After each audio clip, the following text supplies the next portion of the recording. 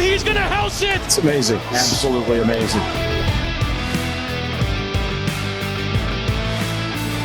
What's going on, everybody? Welcome to another Angle of Pursuit podcast, your NASCAR betting and DFS home. That is Brian Twining.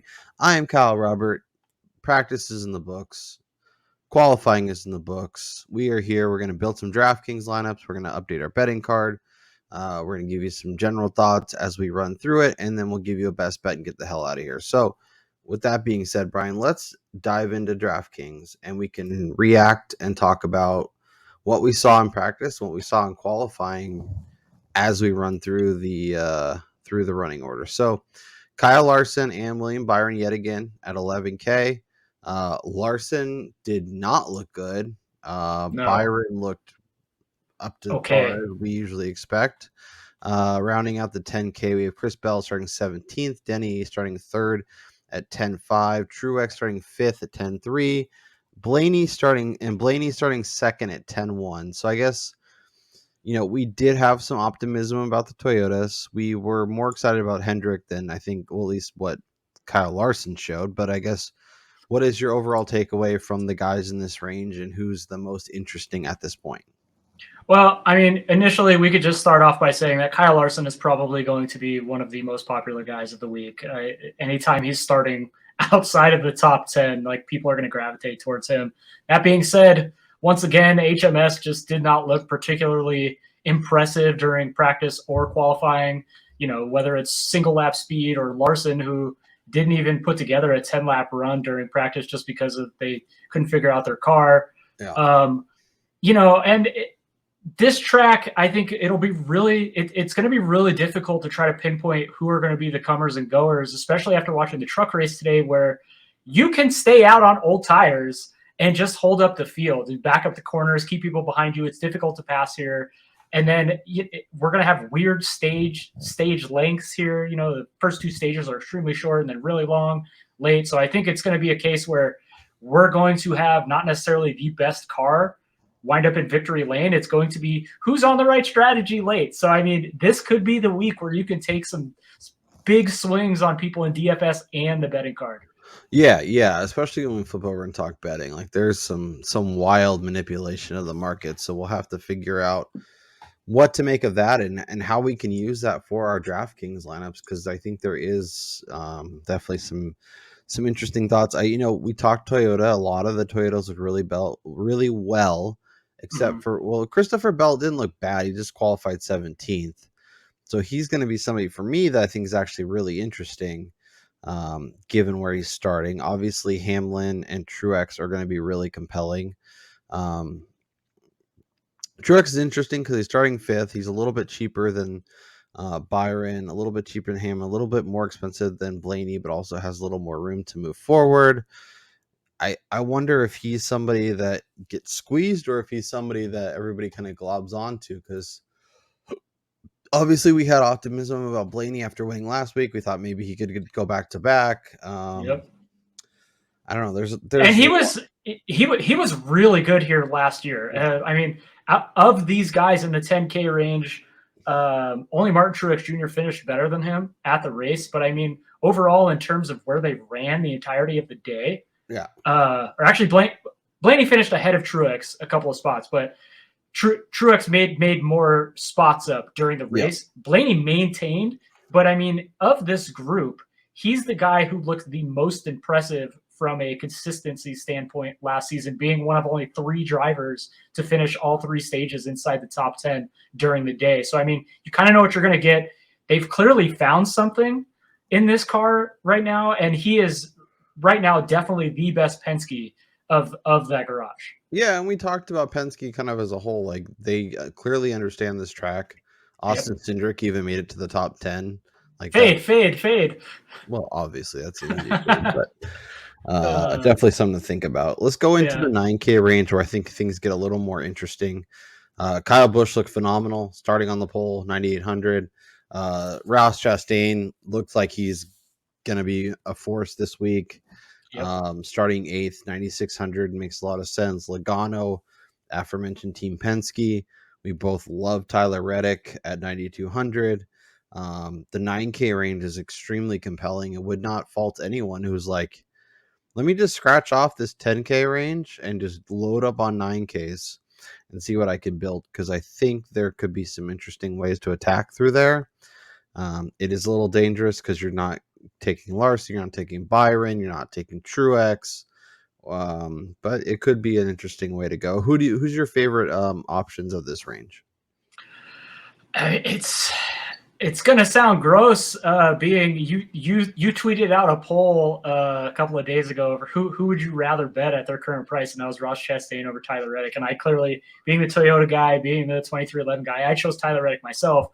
But of this group, right now I got to say Ross the boss. He looked really good during practice. Obviously, the qualifying position, yeah, whatever, he's starting 8th. But I mean, last year in this race, he only made up 2 spots. But of the people that wound up not being like the top 5 scorers, I believe, in DK, he had the 3rd or 4th most fastest laps here at this track last season. He's struggled the last 2 weeks, but this was a decent place for him last year, regardless of all the shit that went on between him and Denny.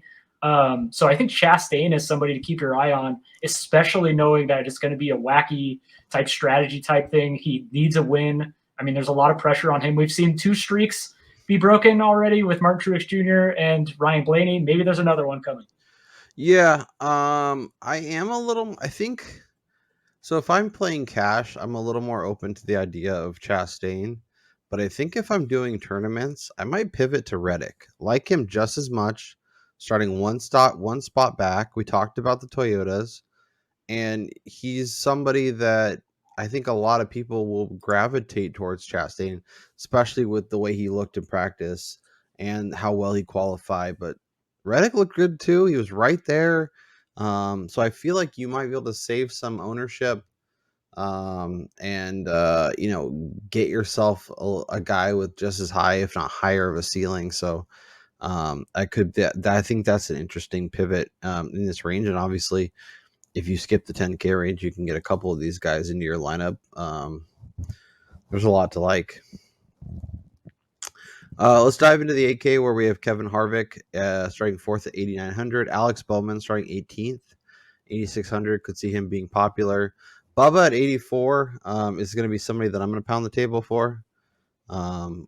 We've seen him take strides in the 1.5 miles. I expect Toyotas to run well. I think he can be much better come Sunday. So 8,400, starting 20th. I think he can move through the field and be real competitive. And then Brad Keselowski and Daniel Suarez kind of round out the 8K range. Once again, I'm going to ask you, who's interesting, who's jumping out, who are you going to pound the table for to make sure it gets in our lineups?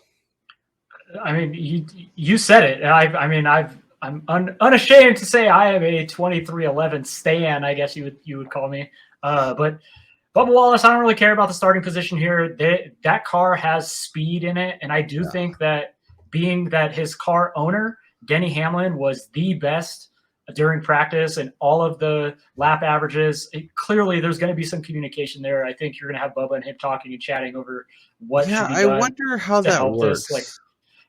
I mean, I think, to me, it's a little bit different than teammates necessarily in the garage, because Denny Hamlin, yes, he's racing against Bubba Wallace on Sundays, but he's also a part owner of that team, and he wants it to be as successful as possible. Yeah. And in order to do that, he's going to need to give some input, give some pointers, stuff like that.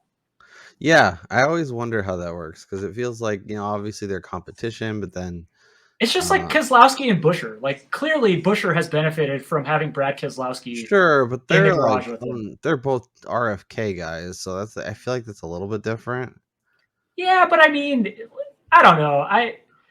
Toyota is such a small group of cars. I think there's a lot of communication that goes, between the 2311 and the Joe Gibbs team. We'll dive into the 7K range. There's a couple names that jump out for me, starting with Ty Gibbs at 7,800. Want no part of Briscoe at 77. Chris Buescher, speaking of the RFK boys, 7,500, starting 27th. It makes a lot of sense. Corey LaJoie had a rough go of it in his first ride for Hendrick. We'll see how that goes. Eric Almirola, starting 24th, is somebody that I'm not really sure why, but I feel like I want to use him a little bit. And that's probably really dumb. So you should probably not do that. But he keeps jumping out to me as somebody that I kind of want to add. But Austin Dillon rounds out the 7K range. What about you? Who's jumping out for you in this range?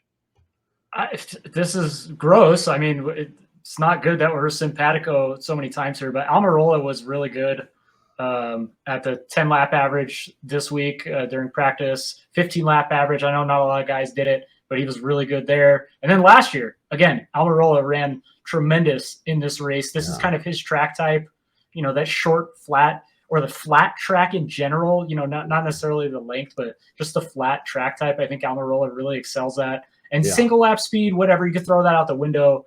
If we get long green flag runs, it's going to really cater to guys who are able to, maintain their speed over that period. And I think Almirola is somebody with the history at this track type can do that. And as long as he avoids issues, which has been a major problem for SHR in general, whether it's equipment or, contact with people, I think Almirola is somebody that could potentially move up the field. It's terrifying. I don't like being on the same page. Yeah. Never works out well. But yeah, no, I think it makes a lot of sense. I think you brought up a bunch of valid points, and I appreciate you not making me feel so crazy. Good opportunity, and he's going to be very low owned. So if you want to get a little different GPPs, he could be a name that does make some sense. The 6K range, we'll talk about Ryan Preece, 6,800. The aforementioned Austin Cindric starting 10th at 66. Eric Jones is 31st. Ricky Stenhouse starting 12th, 64, 63. The Dinger starting 11th at 6,100. You have to use a name from this range. Who is it for you? I have to. No. I think it's just. Okay. If we're playing a game of who would you rather, give me Eric Jones, just because even if he falls back, like you're only losing 5 spots, whereas like Dinger he's fine starting 11th, but I just worry for the fact that Colleague hasn't been fast this year, and fast laps are going to be important this week. And of these guys, I think Eric Jones, even though that team is garbage right now, I think I would much rather pay the extra $200 to get the potential of 20 different spots in starting position. Yeah, I think Ryan Preece or Eric Jones is probably the answer, but neither could be the answer too.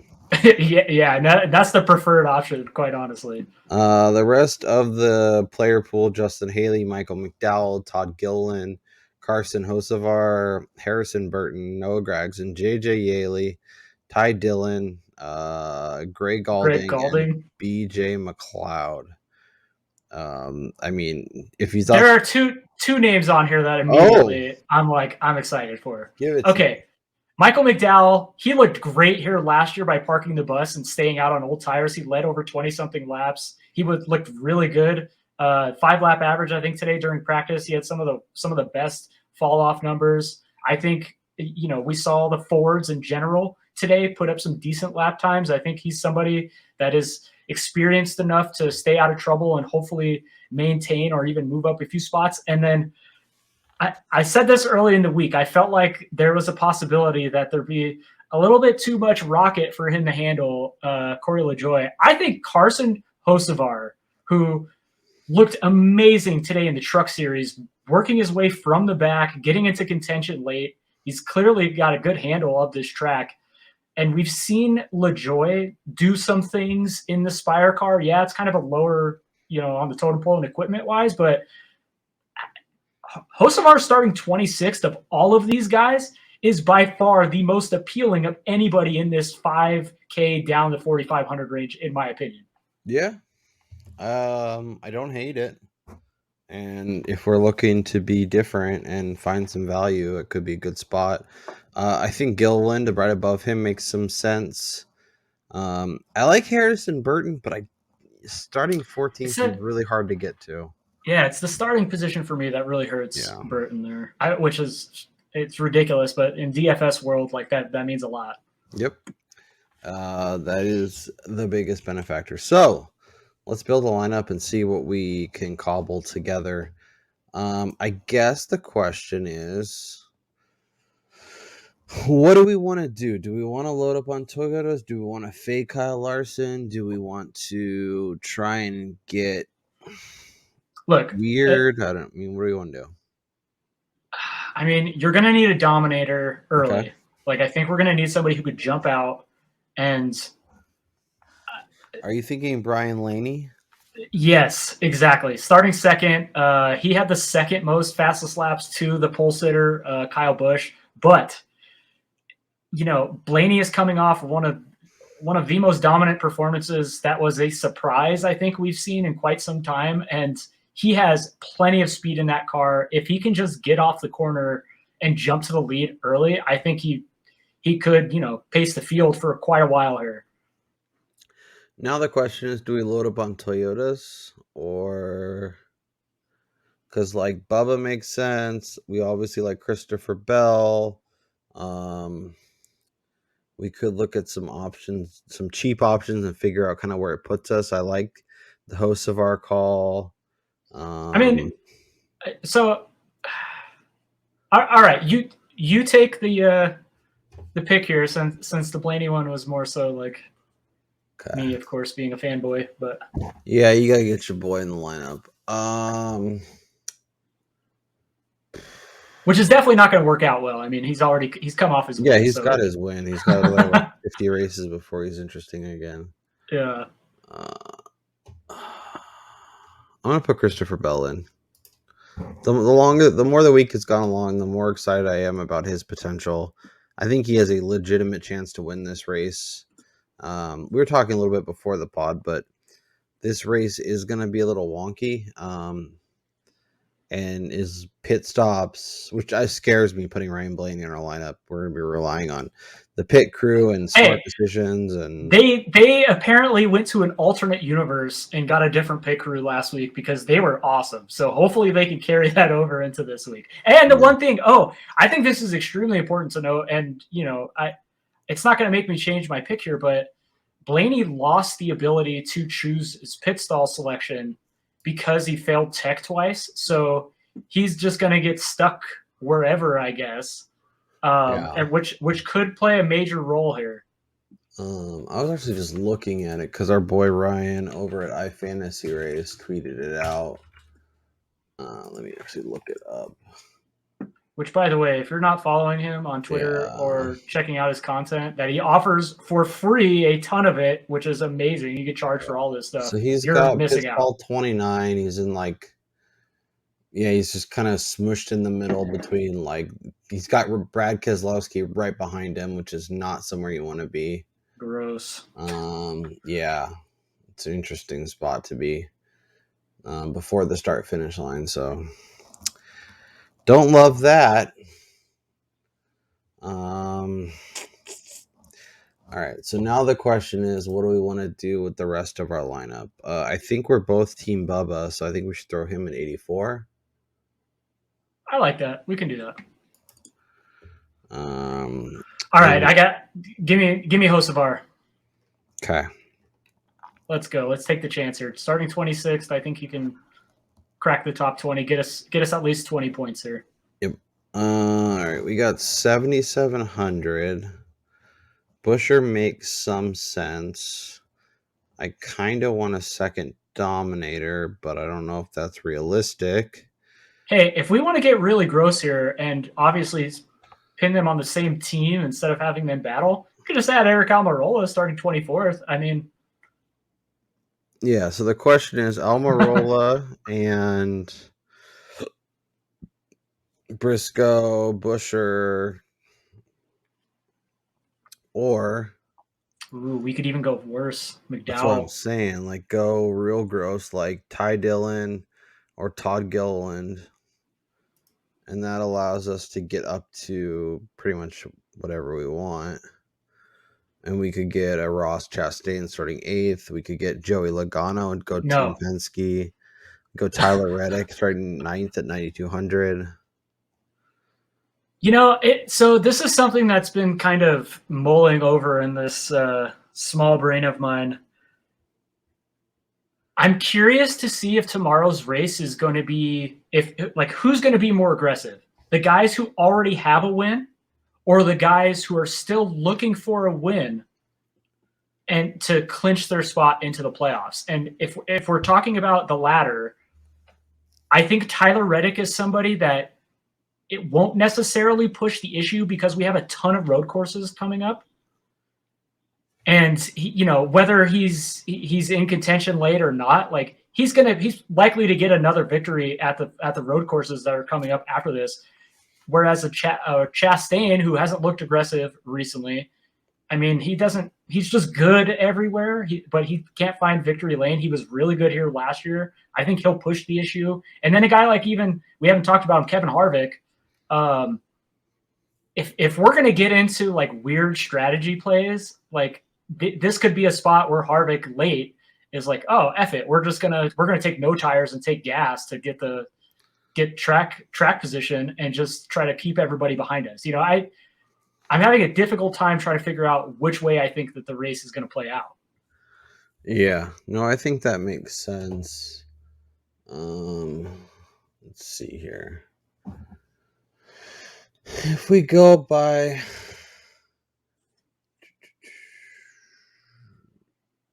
yeah, I think Reddick or yeah. So I think if we don't go like Harvick scrub, that we go Almirola and either Keselowski or Buescher. But it's just like I don't love like not having another front of the pack guy. Well, I was just going to say, out of the group that we have so far, it would have to get really wonky for Hocevar or Almirola, in my opinion, to win. Pretty wonky for Wallace, and then Bell would have to look better than practice. So I'm thinking we kick Christopher Bell out and we find a duo that we like better. And there's a lot we can do at 9,400. I like where your head's at right there. Reddick, I'm always drawn to. Ty Gibbs, he just gets us. Hey, Reddick was really good here last season until he had some issues. So, I mean...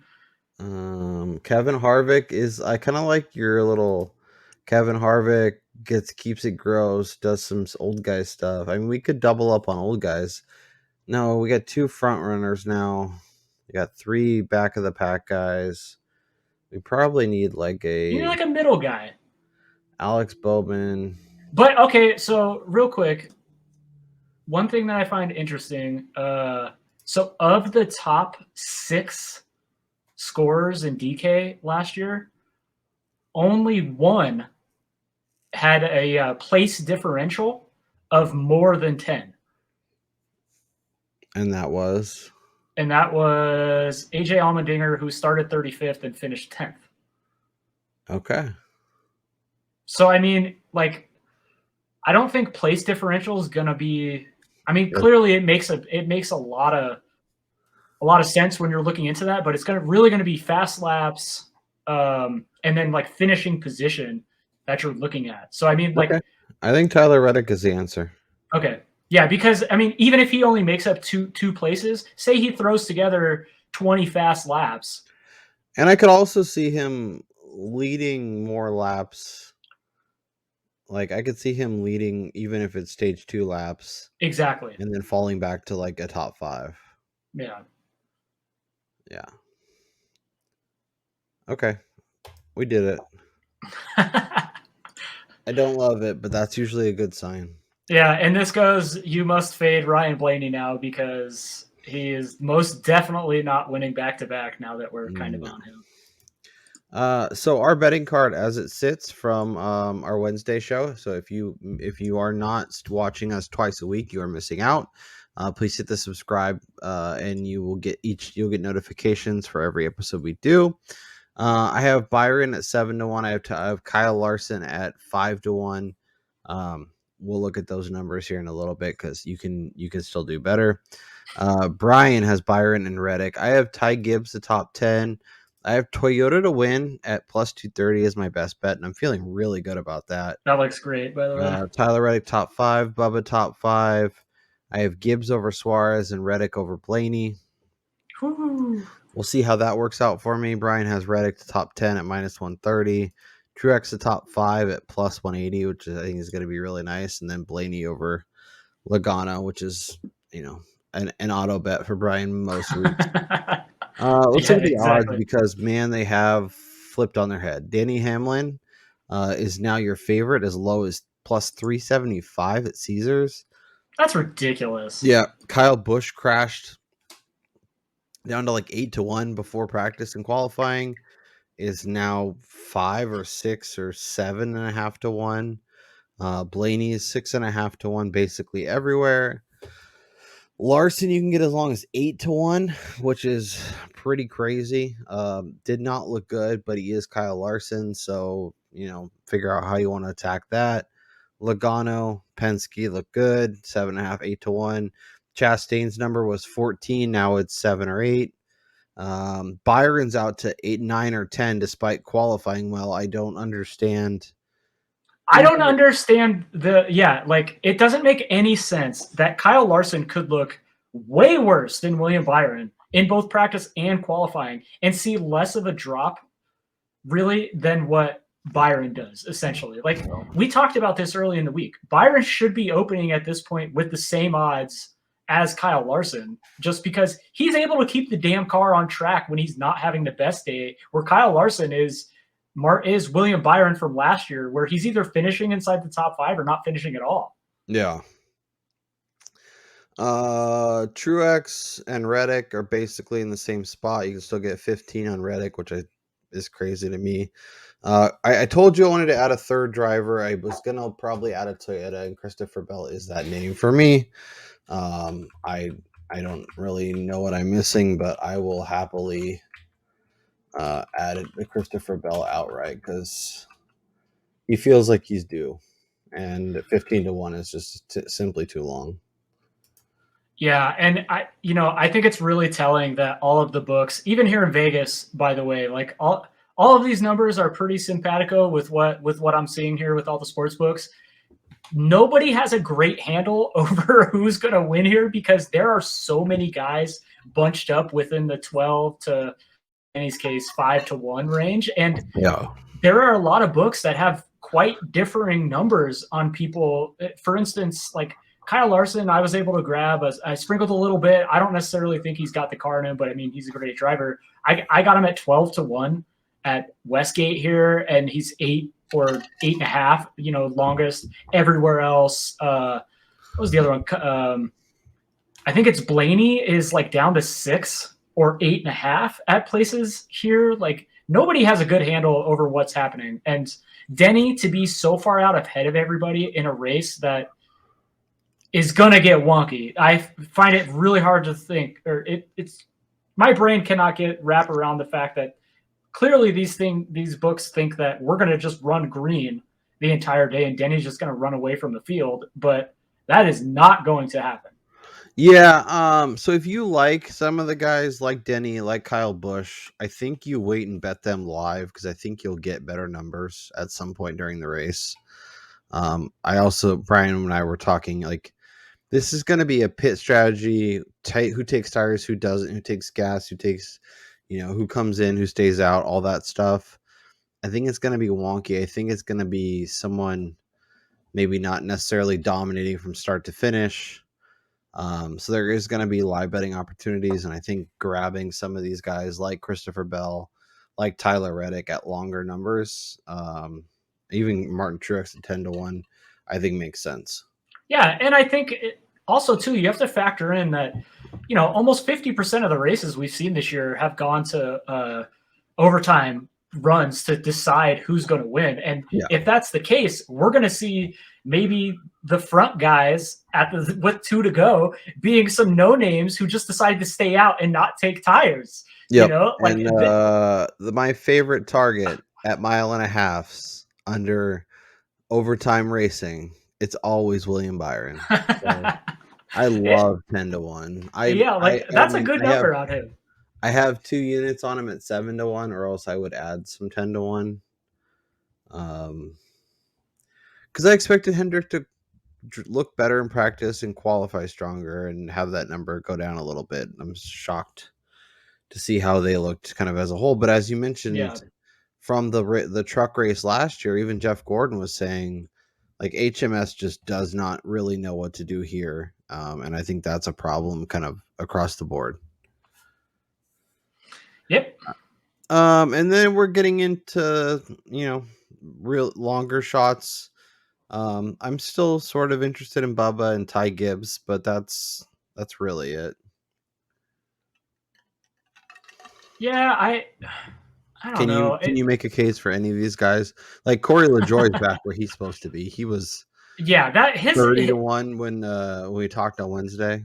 Yeah, his opening numbers were ridiculous, and there was no way that anybody should have really jumped on those. I do think that there's a case to be made if we are expecting a pretty wonky race, like, somebody who's, again, this goes to who's going to be the aggressors this week. People needing a win or people needing points. Like, I think somebody like Daniel Suarez, who, hasn't necessarily had races turn out his way, if he finds himself inside the top 10 late and say we do get that, like, all the leaders are pitting, maybe he's the guy that stays out. So, I mean, a very, like, quarter of a unit, 2/10 of a unit play on a 60-1, it could be fun. I'm not advocating for it, but you're not advocating for it. Yeah, exactly. Because honestly, I think this race is going to be won by whoever makes the smartest and best decision that pans out, not necessarily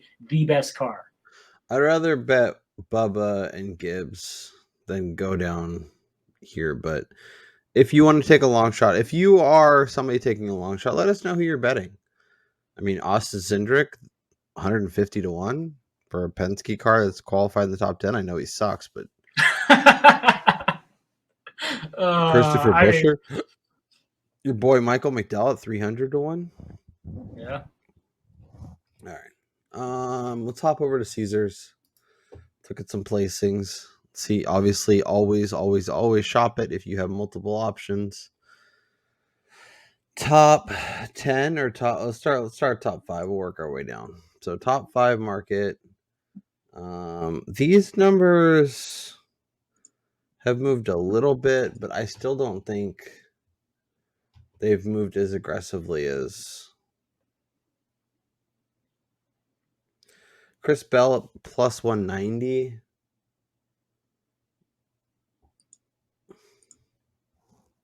Yeah, we're doing the same thing. Yeah, it's like they're enticing just because they're plus money, but I mean, with so much uncertainty, I don't know if anybody is really a surefire bet to hit the top 5. Yeah.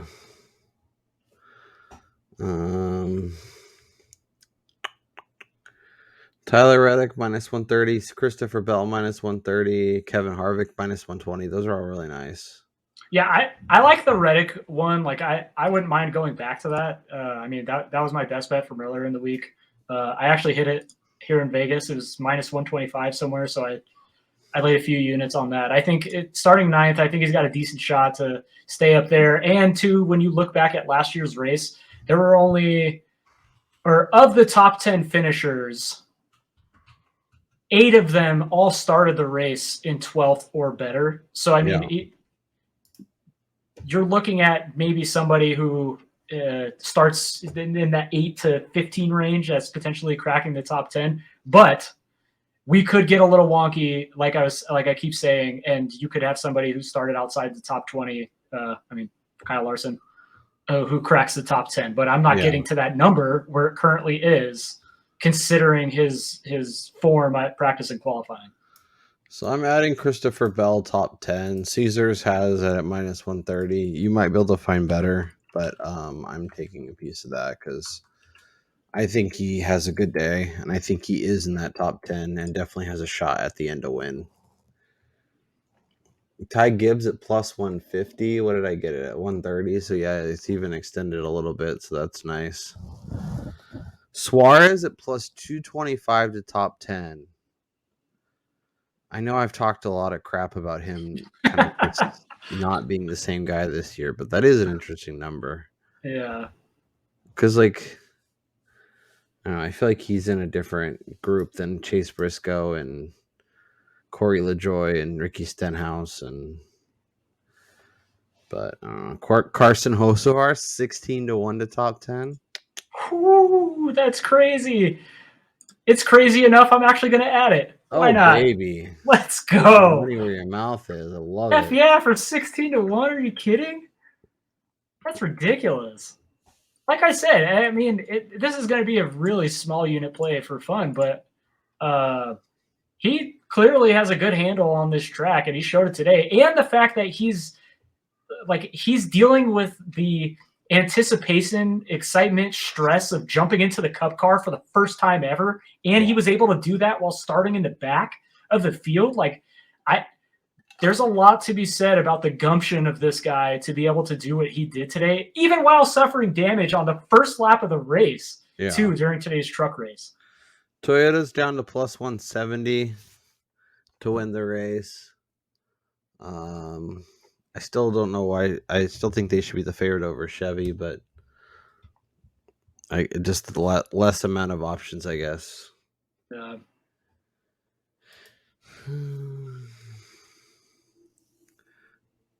Yeah, see, like this, I mean, I like Christopher Bell, but I'd rather just bet Bell at 15 than have Alex Bowman and Brad Keselowski.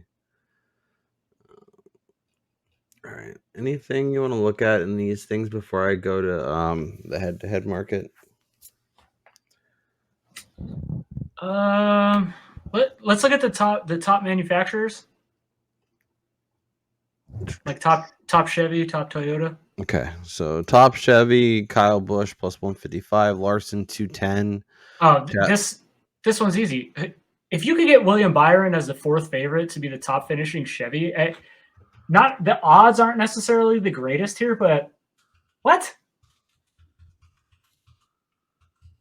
I took in a lot of NASCAR radio, by the way, on my drive out to Vegas. A free trial to XM radio, and I was hearing Larry McReynolds give out his Mick Bites or whatever the hell he calls them. And Byron has been the top finishing Hendrick in 4 of the previous 5 races, and he's been like the top finishing Chevy in a ridiculous amount of races this year. He has been the most consistent guy finishing at the top of the field. There's no reason why, regardless of what practice qualifying, like this team cannot figure out a way for him to do that and to get better juice than all of these drivers. And he's behind Kyle Larson. Like, what are we doing?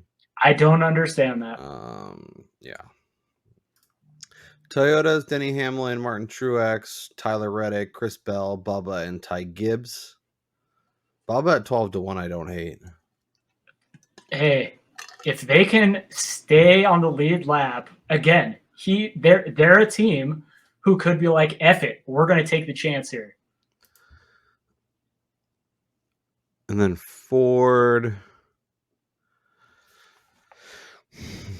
Almirola at 12-1 is interesting. I just don't know that he can beat the Penske guys and Kevin Harvick. I was just going to say, I feel like Ford is way more top heavy. Yeah. Like there's Harvick a lot of at separation. 5-1, I think, is interesting. Yeah, because I mean he is an old guy. He knows how to navigate races really well. I just worry about SHR's speed. I mean, they look trash. Yeah, that's kind of the SHR mentality in 2023. All right, let's go to scheduled. So spinouts minus 150 against Eric Jones plus 120. Bubba's to minus 135 versus Brad K. Truex a slight underdog to Logano, I think, is interesting. Hocevar minus 135 to Noah Gragson. I'm taking this because I am on the Chris Bell train this week. Keep in mind, Kyle Busch has the most pit road speeding penalties this year too. So I mean, that's definitely something to consider. Speaking of that, I forget what I was watching, but they were showing like an old North Wilkesboro race. Mm-hmm. They didn't have pit walls. They didn't have speed. They didn't have to slow down. Like there was no maximum speed for pit road. Like Bernhardt's just going in at like 70 miles an hour, sliding over. I was These just gonna guys say are- he's doing like the Tokyo drift into the pit stall, yeah, going in like sideways. it was wild to watch. That's awesome. I'm sure it's on YouTube if you want to go find it, but it was crazy. Harvick at 140 plus 145 versus Hamlin. What? Oh, that can't be right. Sorry, I'm looking at the matchups over at Action Network, and they have listed Okay. DraftKings. Are you going to verify that they're actually alive? Because I am worried. No, I'm pretty sure that most of these places have their stuff posted by now. Okay, so DraftKings matchups are null and void because they only have 3 posted right now. Okay. Yeah. I was just gonna say because DK had Christopher Bell at minus 125 over Kyle Busch early in the week, apparently. Yeah. Yeah, that's what I thought. Ross Chastain minus 110 versus Ryan Blaney is fun. I don't know though. I don't know. This is the fan in me. I have a hard time betting against Ryan Blaney. Oh, for sure. And easy time betting on Joey Logano losing. I get it. Oh well, yeah. Like I'm always fade Joey Logano. I so wish I could find more matchups between, or a matchup between Hocevar and Corey LaJoy. I don't see why that's not posted everywhere. Like if they want to play, we'll do some digging, and if we find better stuff, we'll post it. But we wanted to record and get this out to y'all. All right, Brian, should we give the people a best bet, or is there anything else we should look at before we click out? Man, I'm having a really hard time placing bets on this race just because there is a lot of weirdness about this race so far, in my opinion. I am going to add one more matchup. Again, it's full-on fade Joey Logano week. Martin Truex Jr. over Logano. I'm going to take that minus 110. Anytime I can fade this guy, I'm going to do it. So, yeah, it's hard. I think it's hard to fade Logano and be on Blaney, but that worked out last week. Let's see if you can run it back and have it happen again. Well, and two, this goes in line with me early in the season. I was just thinking about this on my way out here. One of my best preseason bets was Joey Logano to go under 3.5 race wins for the year. And I mean, this goes right in line with that. Last time he won the championship, he really struggled the next season. Yeah, we both bet it under 3.5 minus 143. Yeah, and I got it at 140 earlier. So we've seen it too for the last few weeks. Penske, only one of their guys has been good, and then the other two have kind of struggled. So I mean, if we're both kind of on Blaney, this is so for the championship. I have Reddick, Chase Briscoe for some reason, Christopher don't Bell, even get me Bubba started. Wallace, Austin Dillon, and Alex Bowman. Those are just awful. I have Blaney over Logano for season wins. I have Briscoe over Suarez for season wins. And then we went over 0.5 for Briscoe at minus 175. Come on, you bastard! Just won. What's wrong with us? Like, dude, we need him to win it like Atlanta or some shit. We are not the only ones that thought that he was gonna he's just sucked. Yeah, it's wild. Yeah, I will say I was just telling Kyle prior to recording, I was able to grab Tyler Reddick at 25-1 on a championship future here in Vegas. I believe that's BetMGM. So if you're watching this and you're able to get that, or actually you're a resident of Las Vegas, or maybe this is posted on the BetMGM site, I would bet that because he's 20 or lower everywhere.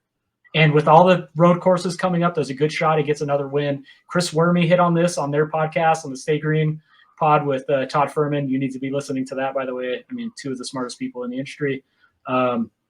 Reddick is a guy who could sneak up late in the year. As you've noticed the last few races, accumulating a ton of points. Yeah, I was gonna see. They don't have. Looks like DraftKings doesn't have championship odds, which is interesting. That is really interesting. They removed them. Let's see if they have.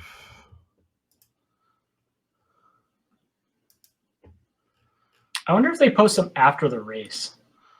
They must at this point. It's weird. All right, let's recap our card. Let's give the people a best bet and let's get out of here. My card is a lot more girthy than Brian's, but we'll see I'll have how more. it Don't worry. goes. Some weeks I crush when I'm way above him, and some weeks Brian looks like the genius for not getting crazy. So Byron 7-1, you can get better. I would be happy to back him at 9 or 10. Kyle Larson, I'm a little more dubious, but still think it's a fine bet, especially if you can get a 12-1 like Brian. 15-1 on Chris Bell makes a lot of sense. Ty Gibbs to top 10, Toyota to win at plus 230. I love that bet. Reddick top 5, Bubba top 5, Gibbs over Suarez. Reddick over Blaney, added the Chris Bell top 10 at minus 130. William Byron to be top Chevy at plus 270. And Chris Bell over Kyle Busch at plus 130. I am going to make Chris Bell top 10 my best bet, and I'm going to make it a 4-unit play because we got to get spicy. Brian has Byron and Reddick. He has a Reddick top 10, a Truex top 10. Oh, he's going to do it. Blaney over Logano, host of our top 10 at 16-1, which is fun. And then Truex over Logano. Brian is getting Ross the Boss 8-1 to win the race. I don't hate it. I just, knowing there was a 14 at one point, it's hard for me to add him to the card. But Yeah, but no, it's a good bet. So I guess what is your best bet as we sit here Saturday at late afternoon? I said it. I hit it at a slightly better number here in Vegas, and I feel really strongly about this again. This number is not going to last as we move forward in the season, but the Tyler Reddick top 10 at minus 130 is still my favorite play of the week. I'm gonna add another 3 units. I'm going the full 5 5-unit play here, which is destined to mean that the MJ brand is going to be going Reddick behind pit wall halfway through the race. Yeah, but Reddick and Chris Bell are going to be parked by the end of stage 1. Yeah, like he's really showing his might here. He looked great in the 8 car last year at this race early, so I expect more of the same. Yep. No, I think that makes a lot of sense. If you are enjoying the content, please do us a favor and hit the like button. If you have not yet subscribed, go ahead and do that. Let us know down in the comments your favorite bet or couple of bets for the race on Sunday. Good luck. Hopefully you can find some winners, and we'll talk to you next week.